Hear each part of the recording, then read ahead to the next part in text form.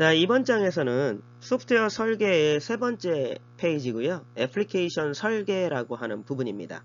자, 이번 장에서는 소프트웨어 아키텍처라든가 아키텍처의 패턴, 객체 지향, 모듈, 또 코드, 디자인 패턴에 대한 걸 다룰 건데요. 반드시 알아두셔야 될 내용들은 이제 객체 지향에서 사용이 되고 있는 표준 기본 요소라고 하는 모듈화, 추상화, 정보 은닉 같은 거, 클래스 캡슐화, 결합, 응집도 이런 부분들을 좀 주의 깊게 들으셔야 합니다. 자, 첫 번째는 소프트웨어 아키텍처라고 하는 건데요. 소프트웨어 아키텍처라고 하는 것은 말 그대로 소프트웨어의 골격이 되는 그 기본 구조를 만드는 거고요. 소프트웨어를 구성하고 있는 요소들 간의 관계를 표현하는 시스템 구조나 또는 구조체를 소프트웨어 아키텍처라고 부릅니다. 자, 소프트웨어를 개발할 때 적용이 되는 원칙과 지침을 소프트웨어 아키텍처라고 부르고요. 또 이해관계자들의 의사소통 도구로 활용이 되는 것도 소프트웨어 아키텍처입니다.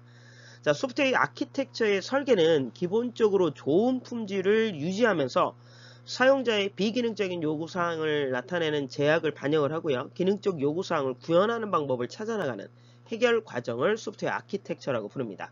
자, 쉽게 설명을 하자면 소프트웨어 아키텍처의 설계라고 하는 것은 건축과 비교할 수 있는데요. 먼저 그 건축을 의뢰한 사람의 요구사항에 맞춰서 건물의 용도라든가 형태를 정하고요. 또 땅을 어떻게 다질 건지, 또 골조는 어떻게 세울 것인지 라고 하는 것들을 세우는데요. 이런 것들을 소프트웨어 아키텍처 설계라고 부릅니다. 소프트웨어 아키텍처 설계의 기본 원리에 해당이 되는 것들이 모듈화, 추상화, 단계적인 분해, 정보 은닉이라고 하는 게 있습니다. 자, 첫 번째 모듈화라고 하는 것은요.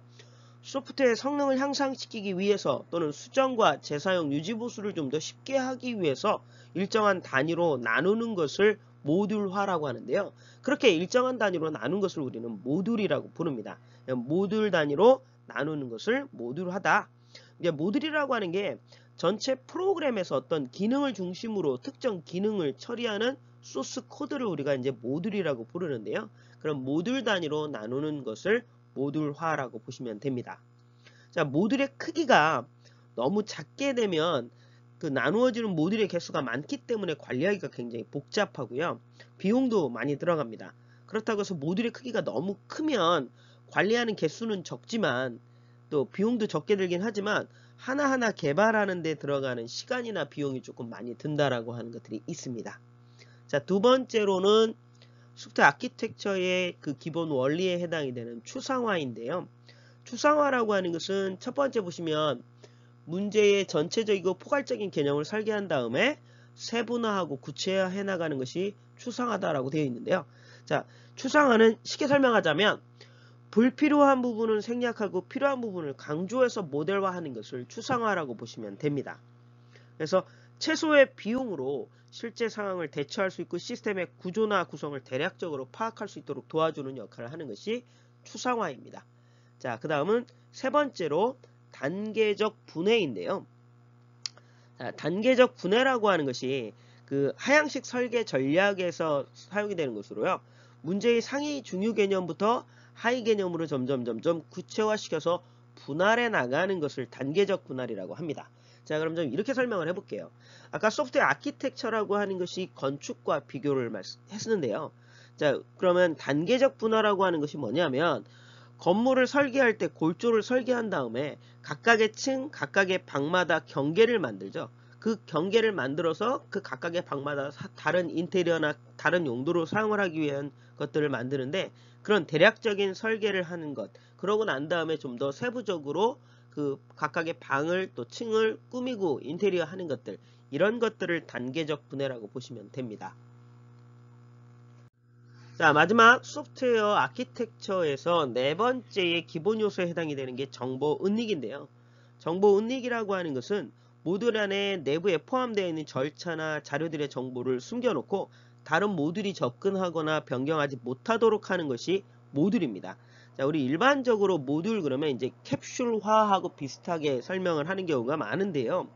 캡슐로 되어 있는 감기약을 생각을 해보시면 감기약은 가로로 되어 있거나 알로 되어 있으면 먹을 때 목에 넘길 때 좀 쓰잖아요. 그래서 캡슐이라고 하는 거 안에 감싸서 먹을 수 있도록 해주는 것처럼 정보 은닉이 그런 의미를 갖고 있습니다. 그래서 정보 은닉을 통해서 모듈을 독립적으로 수행할 수 있고요. 하나의 모듈이 변경이 되더라도 다른 모듈에 영향을 주지 않기 때문에 수정이나 테스트 또 유지 보수가 굉장히 쉬워집니다. 소프트웨어의 아키텍처의 품질 속성이라고 하는 것은 소프트웨어 이해관계자들이 요구하는 수준의 품질을 유지하고 보장할 수 있도록 설계가 되었는지를 확인하기 위한 품질 평가 요소라고 보시면 되는데요. 그 요소들 중에는 크게 시스템 측면이 있고요. 비즈니스 측면이 있고요. 아키텍처 측면이라고 하는 것들이 있습니다. 시스템 측면이라고 하는 것은 이제 그 사용자의 요청에 맞게 어떤 발생하는 이벤트들을 적절하고 빠르게 처리할 수 있느냐라고 하는 의미가 성능이고요. 그 다음에 허용되지 않는 접근을 차단하는 것들이 보안이 되겠죠. 그래서 시스템 측면에서는 성능과 보안, 가용성, 기능성, 사용성, 변경 용이성, 확장성 등의 기타 속성들로 이루어져 있습니다. 자, 비즈니스 측면 역시요. 시장 적시성이라고 하는 것은요. 정해진 시간에 맞춰서 프로그램이 출시가 돼야 된다는 특성을 갖고 있는 거고요. 그 다음에 이제 비용과 혜택이라고 하는 게 있고요. 예상 시스템 수명이 있고요. 기타 속성으로는 이제 목표 시장, 공개 일정, 기존의 시스템 간의 통합 등이 비즈니스 측면의 아키텍처의 품질 속성을 나타내는 겁니다. 마지막으로 아키텍처 측면에서의 소프트웨어 품질 속성에는요. 개념적 무결성, 또 정확성, 완결성, 구축 가능성, 그 다음 기타로는 변경성, 시험성, 적응성, 일치성, 대체성 등이 있습니다. 자, 아키텍처의 설계 과정을 보시게 되면 설계 목표를 설정을 해야 된다라고 돼 있죠. 시스템을 개발할 방향을 명확하게 하기 위해서 이런 것들이 설계에 영향을 주기 때문에 비즈니스적인 목표, 또 우선순위 등 요구사항 등을 분석해서 전체 시스템의 목표를 설정하는 것이 설계 목표 설정입니다. 두 번째가 시스템 타입 결정인데요.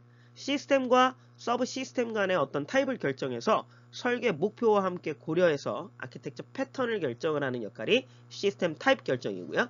세 번째, 아키텍처 패턴 적용이라고 하는 것은 아키텍처 패턴을 참조해서 표준 아키텍처를 설계하는 역할을 수행을 합니다. 서브 시스템 구체화라고 하는 게 있고요. 마지막은 검토라고 하는 것이 아키텍처 설계 과정입니다. 자, 이번 장은 아키텍처 패턴이라고 하는 부분인데요. 아키텍처를 설계할 때 참조할 수 있는 전형적인 해결 방식이나 예제를 의미한다 라고 제가 첫 번째 줄에 써 있는데요. 자, 우선 아키텍처 그러면 제가 이제 건축과 비교해서 설명을 많이 하는데요. 예를 들어서 오피스텔을 짓는다고 가정을 할 때 오피스텔을 지을 때 이런 재질의 골조가 필요하고 복도의 넓이는 이 정도가 돼야 되고 층간의 높이는 이만큼이 가장 적절하다라고 하는 오피스텔 설계의 가이드라인이 존재한다고 하면 이걸 참조하면 좀 더 쉽게 설계가 가능하겠죠. 물론 사용자의 요구 사항에 따라서 세부적인 설계가 변경이 될 수 있겠지만 아무런 자료 없이 처음부터 설계를 하는 것보다는 이런 가이드라인이 있으면 훨씬 더 설계가 빠르겠죠. 그래서 이런 가이드라인을 소프트웨어 설계에서는 아키텍처 패턴이라고 보시면 됩니다. 이번 장에서는 아키텍처 패턴들에 대한 종류와 그 특징들만 잠깐 봐주시면 될 것 같은데요. 우선 아키텍처 패턴의 종류에는 레이어 패턴이 있고 클라이언트 서버 패턴이 있고 파이프 필터 패턴이 있고 모델 뷰 컨트롤러 패턴이라고 하는 이렇게 4개의 종류가 있습니다.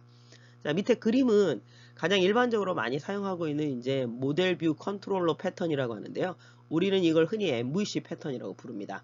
자, 우선 레이어 패턴부터 잠깐 설명을 드리자면 레이어 패턴이라고 하는 건 레이어라고 하는 계층을 분리해서 계층 단위로 그 설계를 하는 이제 고전적인 그 소프트웨어를 설계하는 패턴이라고 보시면 되는데요.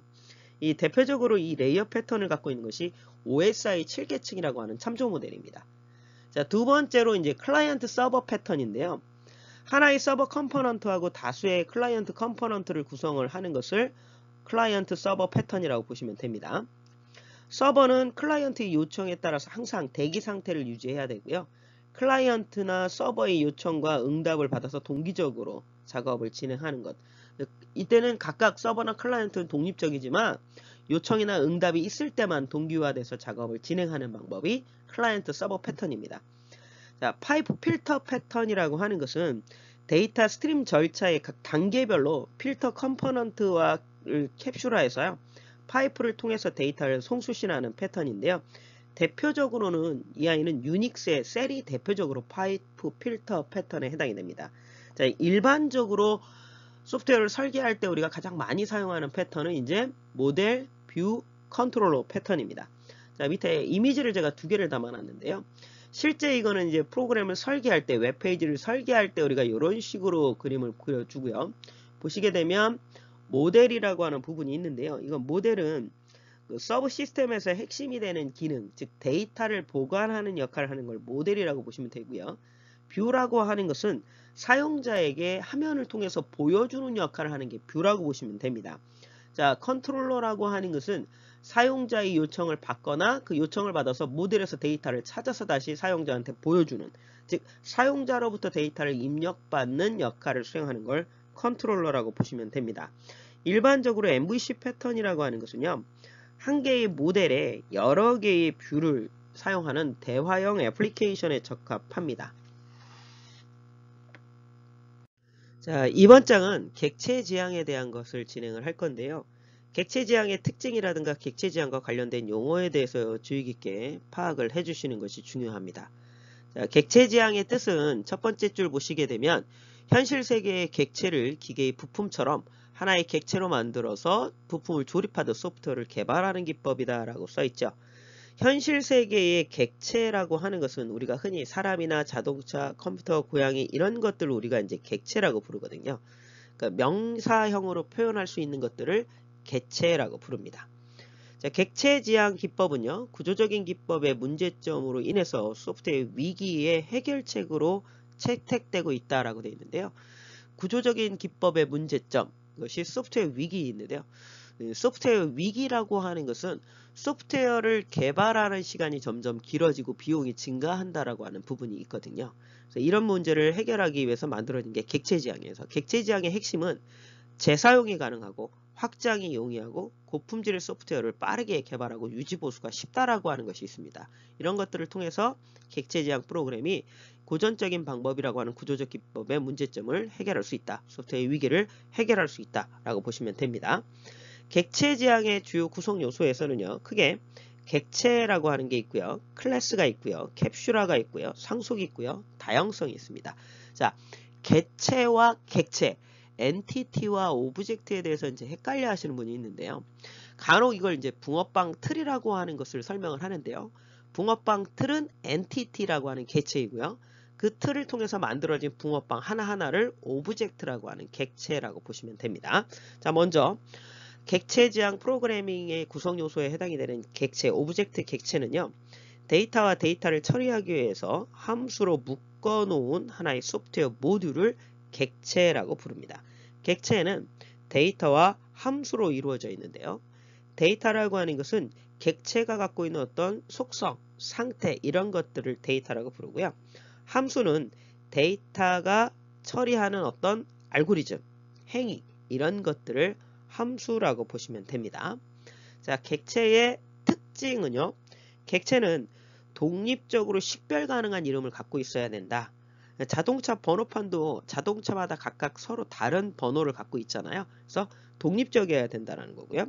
두 번째는 객체가 가질 수 있는 조건을 상태라고 하는데 이 상태는 시간에 따라 변할 수 있다.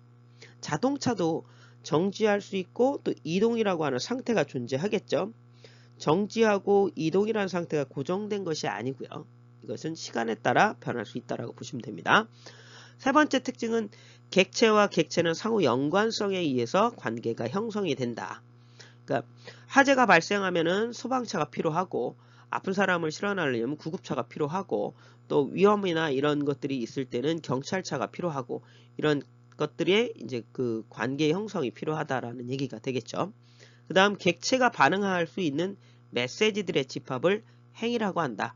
객체는 행위의 특징을 나타낼 수 있다. 자동차의 객체는요, 그 어떤 행위들이 있느냐면 악셀레이터라고 하는 가속 페달을 밟는 행위, 브레이크라고 하는 감속 페달을 밟는 행위가 있죠. 그래서 가속 페달을 밟는 행위는 가속이라는 특징을 나타낼 수 있고요. 브레이크라고 하는 감속 페달을 밟는 행위, 브레이크를 밟는 행위는 감속이라고 하는 행위를 특징을 나타낼 수 있습니다. 객체는 일정한 기억 장소를 가지고 있다. 자동차도 주차장에 있겠죠. 도로 위에 있거나 일정한 물리적인 공간을 점유한다 라고 보시면 되겠고요. 객체의 메소드는 다른 객체로부터 메시지를 받았을 때 정해진 기능을 수행한다. 그 다음 객체 지향 프로그래밍의 두 번째 구성 요소에 해당이 되는 클래스가 있습니다. 클래스라고 하는 것은 객체들의 어떤 공통된 속성이나 연산을 묶어 놓은 것을 클래스라고 부릅니다. 객체의 일반적인 타입을 뜻하는 것이 클래스라고 보시면 됩니다. 그 다음은 세 번째가 캡슐화인데요. 그 캡슐화라고 하는 것은 데이터와 데이터를 처리하는 함수를 하나로 묶어 놓은 것을 캡슐화라고 부릅니다. 캡슐화된 객체들은 재사용이 용이하기 때문에 객체들을 캡슐로 묶어 놓는 것이 좋겠죠. 또 하나는 캡슐화는 정보 은닉이라고 하는 개념에 접근을 할 수 있다. 이 얘기는 필요한 것만 보여주고 중요한 부분은 숨긴다는 얘기죠. 그래서 외부로부터 불법적인 접근을 통해서 모듈이 변경이 되는 수정이 되는 것을 막고자 할 때 캡슐이라고 하는 작업을 사용하기도 합니다. 자, 상속이라고 하는 것은요. 클래스의 개념에서 묶어서 보시면 되는데요. 클래스는 맨 위에 있는 클래스를 이제 우리가 최상위 클래스 또는 부모 클래스라고 부르고요. 해당 클래스로부터 데이터나 행위, 메소드라고 하는 함수들을 물려받아서 만들어내는 것을 우리는 파생 클래스 또는 자녀 클래스라고 부릅니다. 이처럼 부모 클래스인 상위 클래스에서 속성이나 연산이라고 하는 함수를 물려받아서 만들어지는 클래스를 우리는 자녀 클래스, 파생 클래스, 하위 클래스라고 부르는데요. 상속을 받는 것이 바로 상위 클래스에 있는 속성과 연산을 하위 클래스인 자식 클래스가 물려받는 것을 상속이라고 보시면 됩니다. 자, 다중상속이라고 하는 것은 한 개의 클래스가 아니라 두 개의 클래스로부터 물려받는 것을 다중상속이라고 부릅니다. 자, 다형성이라고 하는 것은 여러 가지 형태를 가지고 있다라는 의미가 다형성이거든요. 그래서 메시지에 의해서 객체가 연산을 수행할 때 하나의 메시지에 대해 각각의 클래스가 가지고 있는 특성들로 응답할 수 있다. 말은 조금 어려울 수 있죠. 그래서 우선 하나의 메시지에 대해서 여러 가지 형태로 응답을 할 수 있다라고 하는 의미로 다형성을 이해하시면 되고요. 객체 지향의 오버로딩이라고 하는 게 있는데요. 이 오버로딩이라고 하는 것이 그 객체 지향 프로그래밍을 구현할 때 일반적으로 객체 지향 프로그램에서 대표적인 프로그램이 이제 자바라고 하는 프로그래밍이 있는데요. 자바라는 프로그래밍이 부모가 갖고 있는 메소드, 연산, 함수를 자식이 물려받을 때 똑같은 이름의 메소드를 여러 개 만들어서 사용을 할 수가 있거든요. 그래서 이런 것들을 오버로딩이라고 부릅니다. 이번 장은 모듈에 대해서 진행을 할 건데요. 이 모듈의 개념도 이해하셔야 되고요. 응집도나 결합도 또 그 종류들에 대해서 확실히 파악하고 넘어가셔야 됩니다. 우선 모듈이라고 하는 것을 시스템의 어떤 각 기능들 또는 서브루틴, 서브 시스템, 소프트웨어의 프로그램, 또 작은 단위 이런 것들을 모듈이라고 부릅니다. 이런 모듈을 만들어내는 것을 모듈화라고 부르는데요. 소프트웨어의 성능을 향상시키거나 소프트웨어를 수정하고 재사용할 수 있고 유지관리하기 쉽도록 시스템의 기능들을 모듈 단위로 분해하는 것을 모듈화다라고 이해하시면 됩니다. 자, 모듈은 단독으로 컴파일이 가능합니다. 또 재사용할 수도 있고요. 모듈의 기능적인 독립성은요. 소프트웨어를 구성하고 있는 각각의 모듈의 기능이 서로 독립된다라는 것을 의미합니다. 모듈은 하나의 기능만을 수행을 하고요. 다른 모듈과 과도하게 상호작용하는 것을 배제해야 합니다. 독립성이 높은 모듈일수록 수정도 쉽고요. 또 다른 모듈의 영향을 거의 미치지 않기 때문에 오류가 발생을 해도 쉽게 발견해서 해결할 수 있습니다. 이처럼 모듈을 만들어낼 때는 독립성에 초점을 둬야 한다. 모듈의 독립성을 높이기 위해서는 커플링이라고 하는 결합도는 약하게, 코이즌이라고 하는 응집도는 강하게 해야 되고요. 모듈의 크기는 작게 만들어야 합니다. 자, 독립적인 모듈을 평가하거나 독립적인 모듈을 만들기 위해서 결합도는 약하게 해야 된다라고 말씀을 드렸죠. 그래서 결합도 커플링에 대해서 보시게 되면 모듈 간의 상호 의존 정도 또는 그 모듈 두 개의 모듈 사이의 연관 관계를 뜻하는 것을 커플링이라고 하는 결합도라고 부릅니다. 두 모듈은 서로 독립적이어야 되고 과도한 상호작용을 배제해야 하기 때문에 결합도는 약해야 소프트웨어의 품질도 높고 또 유지보수나 또 비용이 절감이 된다는 것을 잘 알고 계셔야 됩니다. 결합도의 종류를 보시게 되면 자료결합도, 스탬프 결합도, 제어 결합도, 외부 결합도, 공통 결합도, 내용 결합도 이렇게 6개의 종류가 있는데요. 자료 결합도가 약한 거고요. 당연히 독립적인 모듈을 위해서는 결합도가 약한 쪽을 선택해야겠죠. 그 다음 내용 결합도로 갈수록 결합도가 강하다라는 거. 또 자료 결합도를 보시게 되면 모듈 간의 인터페이스가 자료 요소로만 이루어진 결합도라고 얘기하는데요. 어떤 모듈이 다른 모듈을 호출하면서 매개 변수나 인수로 데이터를 넘겨주고 그 호출받은 결과를 다시 되돌려주는 방식이 자료 결합도라고 보시면 되고요. 스탬프 결합도 또는 이걸 거민 결합도라고 부르는데요. 두 모듈이 동일한 자료 구조를 조회하는 경우의 결합도이거든요. 배열이나 레코드 등의 자료 구조가 전달이 될 때의 결합도를 스탬프 결합도라고 보시면 되고요. 자, 제어 결합도라고 하는 것은 어떤 모듈이 다른 모듈의 내부의 어떤 논리적인 흐름을 제어하기 위해서 제어 신호를 이용하거나 또 제어 요소를 전달하는 결합도를 제어 결합도라고 부릅니다. 외부 결합도라고 하는 것은 어떤 모듈에서 선언이 된 변수를 외부에 있는 다른 모듈이 참조할 때의 결합도를 외부 결합도라고 부릅니다. 공통 결합도 또는 공유 결합도라고 하는데요. 이거는 공유되어 있는 공통의 데이터 영역을 여러 모듈이 사용하는 결합도입니다. 당연히 얘는 다른 모듈에 영향을 미치겠죠. 공통의 데이터를 사용하기 때문에. 그래서 결합도가 강하다라고 하는 거고요. 내용 결합도라고 하는 것은 한 모듈이 다른 모듈의 내부에 있는 내용들을 참조하거나 수정할 수 있다라는 얘기거든요. 이거 역시 다른 모듈의 내용을 참조하거나 수정을 하게 되면 영향이 크겠죠. 그래서 이것도 결합도가 강한 겁니다. 결합도가 강하다라는 건 독립적인 모듈을 만들기에는 안 좋다. 독립적인 모듈을 만들려면 결합도는 약해야 된다라는 겁니다. 자, 모듈의 독립성을 높이기 위한 평가 요소로 두 번째고 이제 코이즌이라고 하는 응집도인데요. 응집도는 정보 은닉 개념을 확장한 겁니다. 자, 응집도는 모듈이 독립적인 기능으로 정의되어 있는 정도를 나타내는 게 응집도인데요. 응집도가 강해야 모듈이 독립성을 유지할 수 있는 겁니다. 자, 응집도가 강한 것이 기능적인 응집도고요. 오른쪽으로 갈수록 응집도가 약한 게 되겠죠. 그래서 응집도의 종류는 기능적인 응집도, 순차적인 응집도, 교환적인 응집도, 절차, 시간, 논리, 우연적 이런 응집도들이 있다라는 걸 잘 봐주시면 되겠습니다. 자, 마지막은요. 그 시스템 구조도를 잠깐 그려놓은 건데요. 팬인과 팬아웃이라고 하는 건데요. 팬인이라고 하는 것은 어떤 모드로 데이터가 들어오는 호출이 되는 수를 뜻하는 거고 팬아웃은 나가는 수인데요. 자, 오른쪽에 제가 그림을 그려놨는데 하살표를 좀 빼먹었거든요. 이렇게 하살표가 있다라고 생각을 해주시면 될 것 같아요. 이렇게 하살표가. 자, 그래서 A라고 하는 모듈로 봤을 땐 A로 들어오는 모듈들이 없죠. 그래서 A는 팬인이 0이고요. 팬아웃은 이렇게 나가는 것이 있기 때문에 A의 팬아웃은 4개가 되겠죠. 지금 제가 이렇게 하살표를 조금 그려놔야 이해가 조금 빠르실 것 같아요. 그죠? 이 하살표를 제가 빼먹었습니다. 잘 참조하시고 이해하시길 바랍니다.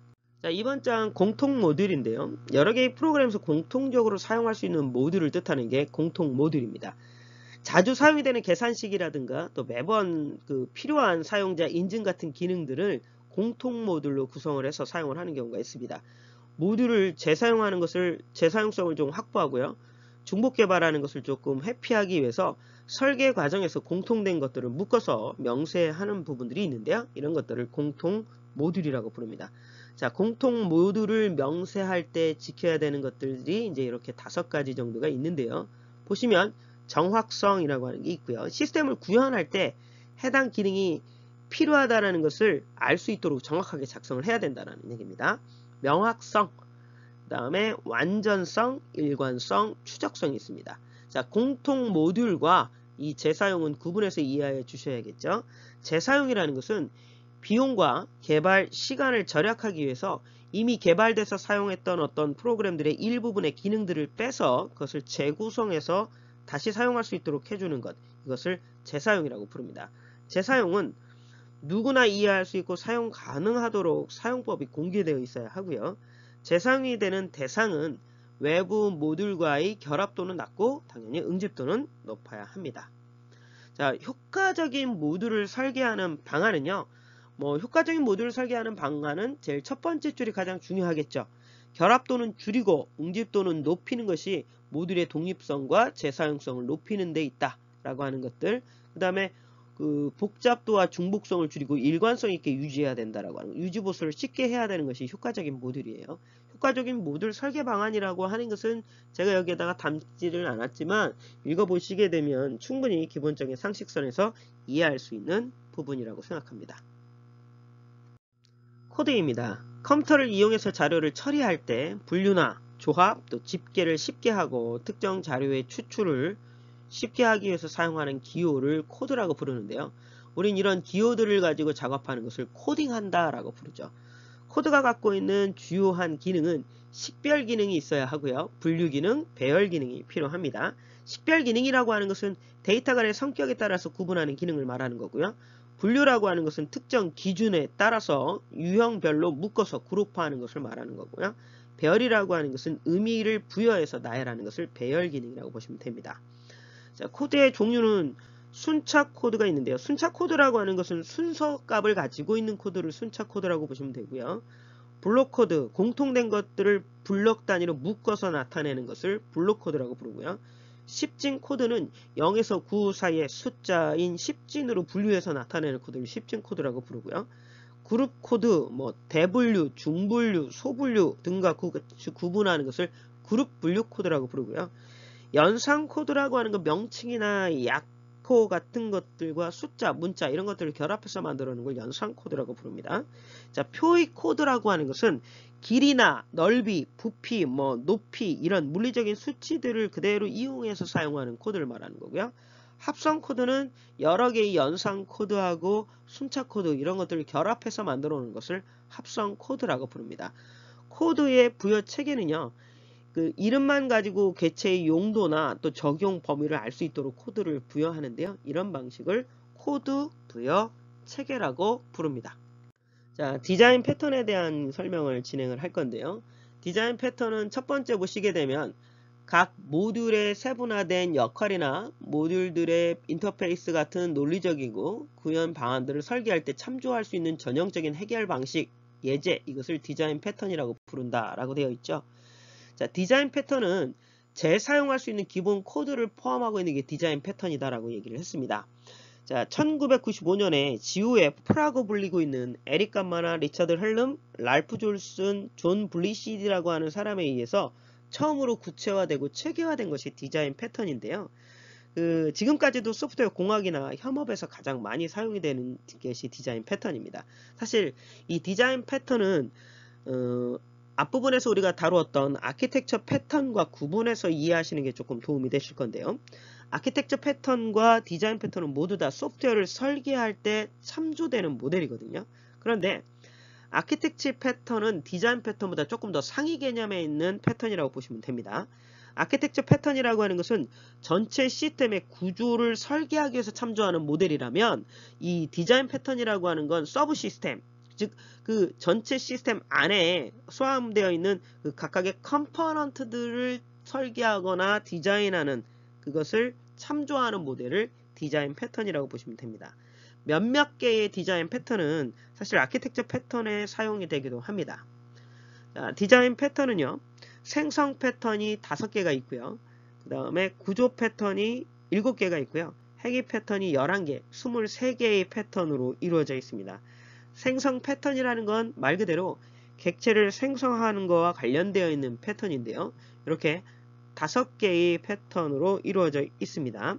보시게 되면 이제 추상 팩토리가 있고요. 빌더라고 하는 게 있고요. 팩토리 메소드, 프로토타입, 싱글톤이라고 하는 게 있죠. 자, 그 다음 구조 패턴이라고 하는 것은요. 클래스나 객체들을 이제 조합할 때 좀 더 큰 구조를 만들 수 있도록 해주는 패턴인데요. 얘는 7개의 패턴으로 이루어져 있습니다. 행위 패턴은요, 클래스나 객체들이 어떤 서로 상호작용을 하는 방법이나 또 책임을 분배하는 방법들을 정의하는 패턴입니다. 하나의 객체로 수행을 할 수 없는 작업들을 여러 개의 객체로 분해해서 결합할 수 있도록 도와주는 역할을 하는 것들이 행위 패턴이라고 보시면 되고요. 이 GOF에서 행위 패턴이 11개의 패턴으로 이루어져 있는데 책임 연색, 커맨드, 인터프리터, 반복자, 중재자, 메멘토, 옵서버, 상태, 전략, 방문자 등이 있습니다. 종류는 그다지 중요한 건 아니고요. 디자인 패턴의 기본적인 개념과 좀 전에 설명드렸던 아키텍처 패턴과 디자인 패턴. 아키텍처 패턴은 시스템 전체 구조를 설계하는 참조 모델이라면 디자인 패턴은 그 시스템 구조 안에 있는 서브 프로그램, 컴포넌트들을 설계하는 패턴이다라는 것 정도만 알아두시면 되겠습니다.